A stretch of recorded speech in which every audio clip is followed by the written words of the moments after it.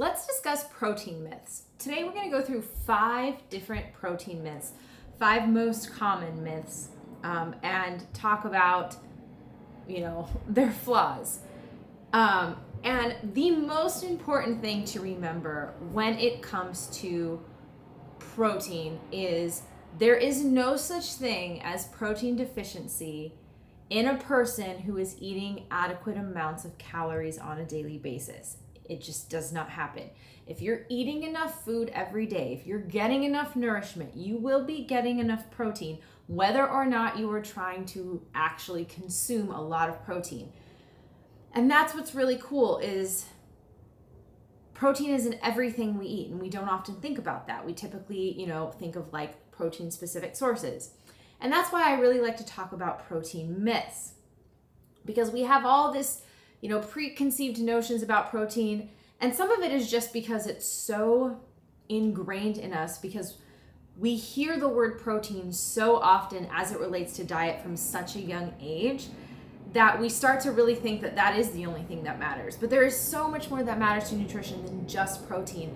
And I have seen with countless clients and with my own health experience that protein is not the solver of all health problems. It's really not.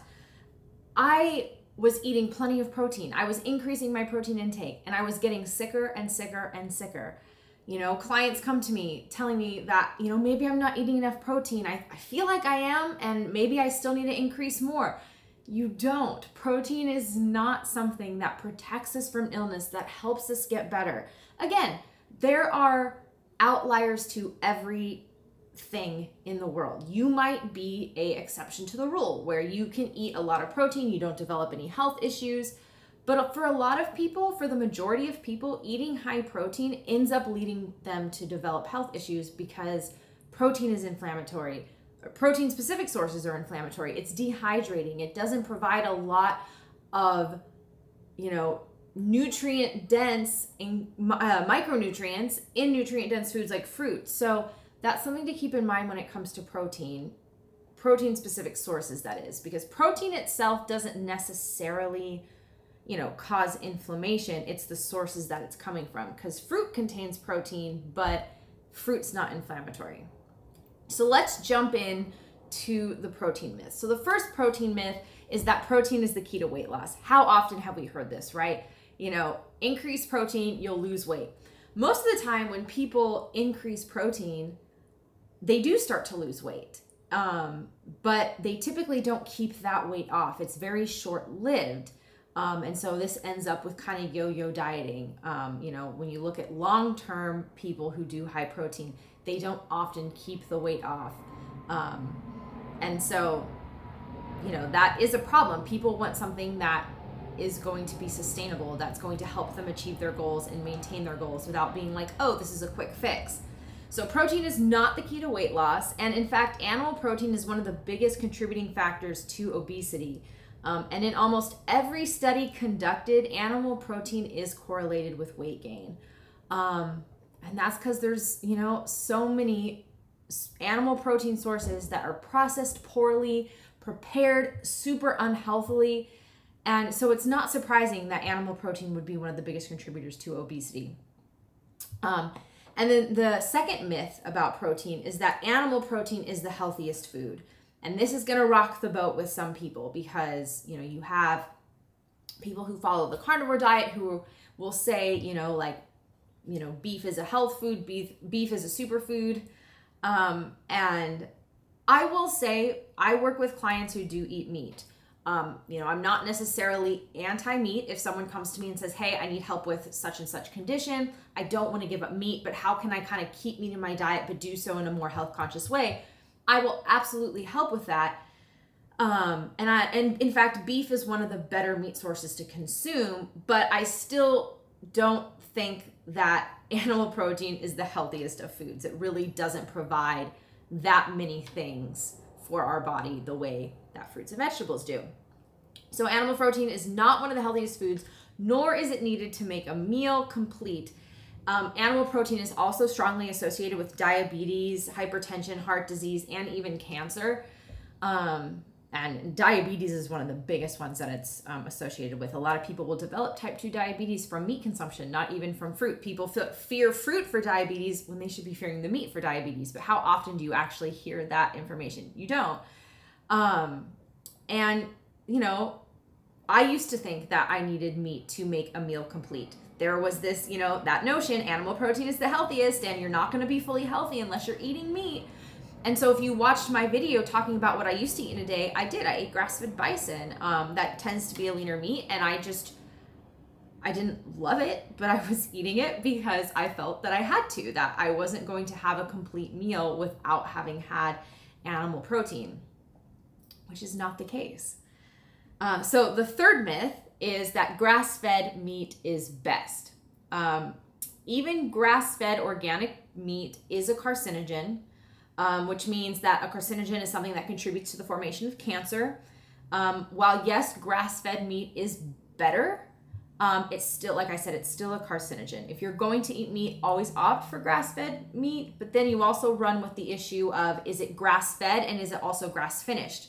A lot of times, animals will be fed grass throughout their life, and then when they are sent to the slaughterhouse, they're eating corn for the last few weeks of their life, and then that kind of defeats the purpose of them having been grass-fed. So something you want to look for if you're going to be buying grass-fed meat is something that says grass-fed and finished. You know, if you don't trust the grocery store, if you can't find that, there are other sources where you can buy meat, and I have one linked in the video. There's a great Amish farmer. He does ship meat worldwide. He raises the meat. He slaughters it himself. So that would be a better option, but just keeping in mind that meat is still a carcinogen. So, you know, grass-fed meat is still a carcinogen, that is. And so maybe don't eat it every day, especially if you're dealing with a chronic illness. Again, if you're not dealing with a chronic illness and you're eating meat every day and you don't have a problem, then I'm not talking to you. I'm mostly talking to those dealing with chronic issues and trying to figure out how can I get over this, and what are ways that I can tweak my diet. And again, if you're dealing with a chronic illness and you're caught up on protein, you know, and you're doing grass-fed meat thinking it's better, you probably want to cut that out. The fourth myth is the only way to get complete protein is to eat a sole protein source.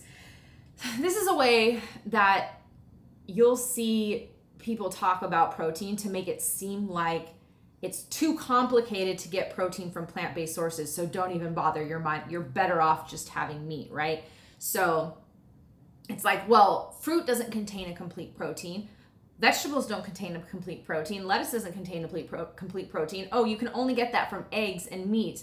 And maybe, you know, some who are plant-based will argue, you know, like rice and beans are going to be those sources. But no, it's really not complicated. You can get protein in a papaya. You can get protein in passion fruits. It doesn't have to be complicated, because really the reason why we need protein is because we need those amino acid chains. That's really what protein is. It's different amino acid chains. And so, you know, you have your 9 essential amino acids and your 9 non-essential amino acids. The essential amino acids are the ones that we have to get from food because our body cannot make them on their own. The non-essential amino acids are the ones that our body can make, so we don't necessarily have to get them in our diet. And if you look at just the essential amino acids, there is let's just take vegetables off the table for a minute. There is a fruit that contains every single essential amino acid that you can find. Again, maybe one fruit doesn't contain all essential amino acids, but if you eat a few different fruits, you're going to get all the essential amino acids. So it is possible to get all the complete protein you need eating some variety of fruits and vegetables. You don't need to be worried about it like that. Again, when we talk about complete protein, it also kind of makes it seem like our bodies are stupid. And I really have a hard time when there are people who say like, oh, this isn't complete this, or this isn't good enough for our body for this. And it's like, our bodies are really very, very smart. There is a study that was done, and it looked at people who eat lots of fruits and vegetables. And what they found, they looked at their gut. And what they found is people who ate a bigger variety of fruits and vegetables were able to actually make certain essential amino acids that the beneficial bacteria that they had in their gut from eating a variety of fruits and vegetables, because again, the more fruits and vegetables you eat, that nourishes the good bacteria in your gut and lets everything thrive, and you have more variety of good bacteria, which is what you want. You want more variety of good gut bacteria. So these plant-based eaters had a good variety of gut bacteria, and this bacteria was actually able to make some of the essential amino acids that we supposedly thought you could only get from food. So there's research coming out that's showing, hey, our body might be able to make more amino acids than we once thought, which also shows that our body can take the food we're eating and do what it needs to do as long as it's given the proper nutrients and the proper nourishment. And so again, I think it's so much more simple than we've ever thought. We tend to overcomplicate it. And again, with the protein stuff, we love to overcomplicate it. And it's not that complicated. And then the fifth protein myth is that carbs are bad. You know, usually when we're talking about high protein, people also will say carbs are bad. I do see a shift happening where carbs aren't totally the, evil anymore, especially when it comes to fruit. More people who are high protein do fruit, which is great. But sometimes it's like, oh, but only fruit in moderation, or be careful with fruit intake. You can do some, or only do blueberries. I've seen some videos about that of like, oh, only eat your blueberries. All fruit is healthy. Why are we trying to say that just one fruit is healthy? I think that that's very wrong and kind of doesn't make a lot of sense. Like, so only blueberries are healthy, but not strawberries and not raspberries? I mean, what is the rationale behind that? Yeah, sure. Blueberries, they are very high in antioxidants. They are an amazing food for so many things. But so are all the other fruits out there. So, I can't help but laugh at some of that. And so carbs, they're really not the enemy. Yes, simple carbs, they are the enemy. Donuts, cakes, ice cream, all of that type of stuff. Yes, that's the enemy. Pastas, like traditional wheat pastas. Yeah, like that's not great. But clean carbs that are nutrient dense, fruits, vegetables, leafy greens, potatoes, they are amazing for our health, and they're the key to long-term health. And most people are afraid to eat high carb. And again, what people don't realize is high carb, if you really look at a lot of research that was done, high carb really seems to be the key to longevity and vitality. And how many people do you know who are older, maybe in their 80s or something, eating high carb? Probably not many, because when you get to be that age, your doctor is just telling you protein. You need protein for your bones. No, like it's very funny. Even as we age, we don't even need as much protein as we think as we age. Again, we need all of this good stuff. This is the disease protecting stuff, the cancer protecting stuff. And as we live in a world with more and more disease, these healthy carbs are becoming much more important. So those are kind of the most common protein myths. And again, I just want to reiterate and boil it down to, it's so simple. When it comes to worrying about protein, it is so simple. Just eat enough food every day. My mom, this was maybe like 6 months ago now, because now all of her labs are normal, which is amazing. But a while back, she had some labs done, and it showed that her protein was low. And my mom isn't 100% plant-based. She does eat some meat here and there, or she'll do like a wild-caught sea bass here and there. But for the most part, she doesn't eat meat. And so it showed that her protein was low. And so she was talking to me about it, and she's like, I don't understand, like, I feel like I've been eating so good, and, I do still eat a little bit of meat or fish, and maybe I need to eat more. And I said, but Mom, how much are you really eating in a day? Like, how many days do you, drink your juice in the morning, don't have breakfast, and then you're out running errands all day, and then you come home in the middle of the afternoon and you haven't eaten yet, and you have a snack, and then you wait till dinner to eat? Like, that is not much food. And so she was like, yeah, you have a good point. And so I said, you're just not eating enough. And so when I broke it down like that, and she kind of thought about her day-to-day schedule, she's like, yeah, I guess I'm not eating enough. That's why your protein intake's low. It's not low because you're eating less meat or anything like that. It's low because you're not eating enough on a daily basis. And so if you're ever dealing with low protein on your labs, you are not eating enough as a whole. I even have seen this with clients where it's like, oh, but my protein was low. Okay, well, you're probably not eating enough. And again, you need to increase. And that's the other thing too, is when you're eating clean, sometimes we don't really know what our true calorie needs are. We're so used to living in a calorie deficit. And I'm not saying that you have to like overeat a bunch. You don't. But when you eat more nutrient-rich foods, you don't need to worry as much about calories. Doesn't mean you don't need to not worry about calories at all, but you don't need to worry as much because calories are not equal. If you were to eat all of this fruit here, and then you were to eat the same volume of something in like meats and cheeses, the meat and cheese is probably gonna make you gain weight, but this won't make you gain weight. You might feel so full after you eat this and sick, although you could too if it was the same volume of meat and cheese. But the thing is when you eat high fiber foods, our stomach stretches and it sends a signal to our brain saying, hey, we're full, stop eating. And this has to do with calorie density, if you're familiar with calorie density. This will fill up our stomach and our stomach will be full and we're satisfied. Versus say you were to eat a steak or you had, you know, some cheese and some deli meat or something like that. And you had the same amount of calories of that as you did the fruits. Well, the meat and the cheese is only going to fill your stomach up maybe a third of the way. And you might feel full for a minute, but that full feeling really isn't a full feeling. It's kind of like this heavy feeling in your stomach. And then what's going to happen is not that long later, you're going to feel hungry because your stomach was never full to begin with. And your stomach wasn't able to stretch to send that signal to the brain, hey, we're full. Whereas so many people have it flipped. They think it's the fruit. They think, well, yeah, you're going to eat that, but then an hour later, you're going to be hungry. 30 minutes later, you're going to be hungry.